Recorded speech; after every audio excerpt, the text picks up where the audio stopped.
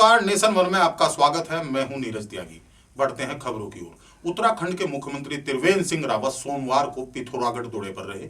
इस दौरान मुख्यमंत्री ने पिथौरागढ़ में कई कार्यक्रमों में हिस्सा लिया। इस दौरान स्पोर्ट स्टेडियम में पहुंचकर सीएम बच्चों और स्थानीय निवासियों के साथ मिलकर वंदे मातरम गायन में भी शामिल हुए।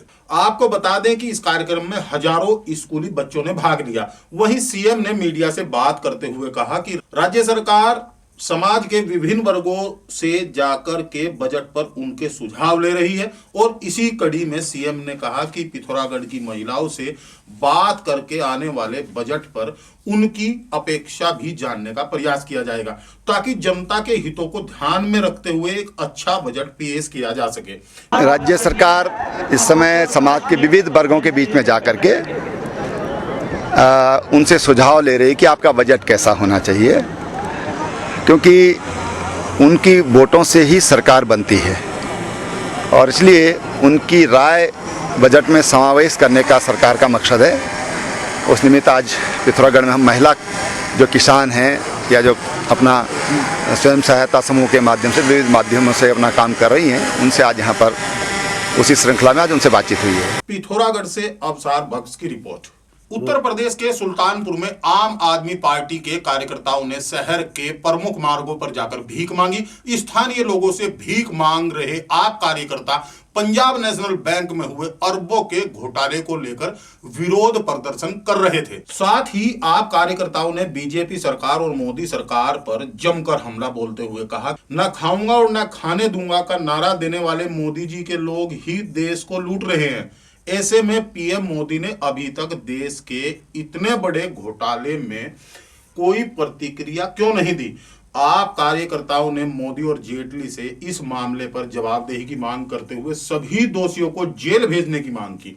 नरेंद्र मोदी जी ने एक नारा दिया था और लगभग हर रैलियों में नारा देते थे कि न खाऊंगा न खाने दूंगा और मुझे सिर्फ 60 दिनों के लिए आप जो है प्रधानमंत्री नहीं चौकीदार बना दीजिए, इस देश का सेवक बना दीजिए, मैं इस देश के खजाने पे हाथ नहीं पड़ने दूंगा। पहले विजय माल्या, उसके पहले ललित मोदी गेट और आज एक नीरव मोदी जो हीरा व्यापारी है, जो प्रधानमंत्री के पीछे साए की तरह रहता है, वो देश का 11,500 करोड़ रुपए लेके फरार हो जाता है और वो उस पर नरेंद्र मोदी जी कोई चुप्पी नहीं तोड़ रहे हैं। सुल्तानपुर से ब्रजेश श्रीवास्तव की रिपोर्ट। उत्तराखंड के रुद्रपुर में मोदी मैदान में आरएसएस द्वारा एक दिवसीय समरसता एकीकरण कार्यक्रम का आयोजन किया गया। वहीं इस कार्यक्रम में सभी कार्यकर्ताओं ने अपनी निर्धारित वेशभूषा में हिस्सा लिया। कार्यक्रम के मुख्य वक्ता क्षेत्र प्रचारक आलोक ने कहा कि समाज में विकास और आपसी भाईचारे के लिए काम करना आरएसएस का मुख्य उद्देश्य है। वहीं उन्होंने सभी स्वयंसेवकों को नशे से दूर रहकर सामाजिक बुराइयों को मिटाने के लिए काम करने का मंत्र दिया। उधम सिंह नगर से दीपक कुकरेजा की रिपोर्ट। यूपी के गोरखपुर में बांसगांव सीट से भाजपा सांसद कमलेश पासवान समेत 12 नामजद और 20 अज्ञात लोगों के खिलाफ कैंटा पुलिस ने जमीन पर कब्जा करने के मामले में मुकदमा दर्ज किया है। पुलिस के मुताबिक असद अल्लाह की तहरीर पर बीजेपी सांसद और अन्य कई लोगों के खिलाफ अवैध रूप से जमीन पर कब्जा और निर्माण कराने का मुकदमा दर्ज किया गया है। जमीन पर अवैध कब्जे के आरोप लगने के बाद भाजपा सांसद चर्चाओं में है। वहीं पुलिस द्वारा मुकदमा लिखे जाने के बाद सांसद कमलेश पासवान के लिए मुश्किलें खड़ी हो सकती है। एक जमीन पे दो पक्ष अपना अपना दावा पेश कर रहे थे, उसी में आज सांसद कमलेश पासवान जी के कुछ समर्थक जाके वहाँ पर बाउंड्री वाल को गिरा दिए थे और विपक्षी द्वारा मतलब वादी पक्ष द्वारा उनके और उनके समर्थकों पर सुसंगत धाराओं में अभियोग दर्ज कराया गया। हाँ, उनके ऊपर 120B की धारा लगी है। आरोप यह है कि उनके उकसाने पर उनके समर्थकों ने कार्रवाई। गोरखपुर से प्रेमचंद चौहान की रिपोर्ट। यूपी के मैनपुरी में उस समय एक भैंस चोर पब्लिक के हत्थे चढ़ गया। जब भैंस चोरी होने पर भैंस के तलाश में निकले ग्रामीणों ने आगरा रोड से चोर को पकड़ लिया और गांव में लाकर चोर की जमकर पिटाई की। ग्रामीणों की भीड़ ने चोर को भैंस चोरी की ऐसी सजा दी कि चोर ने चोरी से तौबा कर भैंस के बदले ग्रामीणों को 50,000 रुपए देकर अपनी जान बचाई। वहीं भैंस चोर की पिटाई कर रहे ग्रामीणों में से एक शख्स ने चोर की पिटाई का वीडियो बनाकर वायरल कर दिया। मैनपुरी से अवनीत मिश्रा की रिपोर्ट। वक्त हो चला है एक ब्रेक का, मिलते हैं ब्रेक के बाद।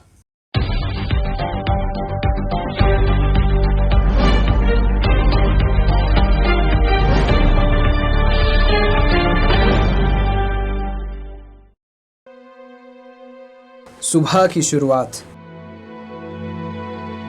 रोजगार की तलाश, पेट भरने की है आस। हाँ भाई बस थे। 2 साल तो हो गए, पैसे नहीं मिले। बदहाल जन सुविधाएं, कतार में जनता,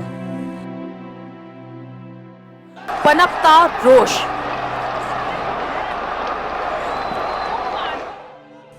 कहाँ है जनप्रतिनिधि? कौन उठाएगा आपके सवाल? हम उठाएंगे आपकी आवाज। नेशन वन, आवाम की आवाज सिर्फ नेशन वन पर।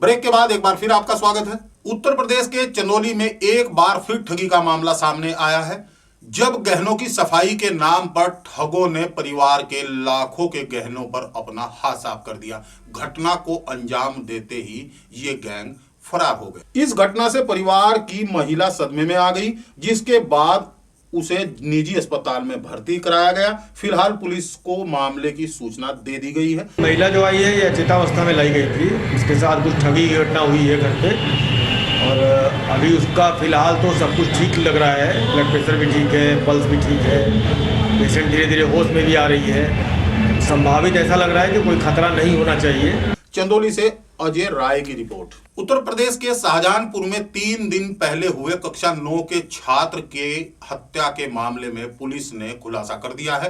पुलिस ने हत्या के आरोप में छात्र के ही रिश्तेदार को गिरफ्तार किया है। पकड़े गए आरोपी का कहना है कि उसने अपने भाई के खून का बदला लिया है। फिलहाल पुलिस ने आरोपी को जेल भेज दिया है। दरअसल 15 फरवरी को थाना सिंदौली के भटपुरा रसूलपुर गांव में कक्षा 9 में पढ़ने वाले छात्र विकास की खून से लथपथ लाश गन्ने के खेत में मिली थी। परिजनों ने रिश्तेदार पर हत्या की आशंका जाहिर की थी। मोबाइल की लोकेशन के आधार पर पुलिस ने आरोपी को गिरफ्तार किया, जिसके पास से धारदार हथियार भी बरामद कर लिया है। वहाँ पर एक 15 साल के बच्चे की गन्ने के खेत में बड़ी निर्मम हत्या की गई थी। उसमें जो आरोपी था बालिस्टर सिंह, उसको आज गिरफ्तार कर लिया गया है। इनकी जो है पूर्व में रंजिश थी और इसमें उसके द्वारा हत्या की गई थी, और उसके कब्जे से जो हथियार था उसको जो है बरामद कर लिया गया है, और इनको जो है विधिक कार्रवाई की जा रही है। शाहजहानपुर से दीपक दीक्षित की रिपोर्ट। उत्तराखंड के रुड़की के मंगलोर विधानसभा में भारतीय किसान यूनियन के कार्यकर्ताओं का धरना 20वें दिन भी जारी रहा। किसानों का कहना है कि बाहर का गन्ना आने से उन्हें परेशानियों का सामना करना पड़ रहा है। किसानों की मांग है कि गन्ना बाहर से न लिया जाए। साथ ही किसानों की प्रशासन से अपील है कि उनके गन्ने का भुगतान सही समय पर हो।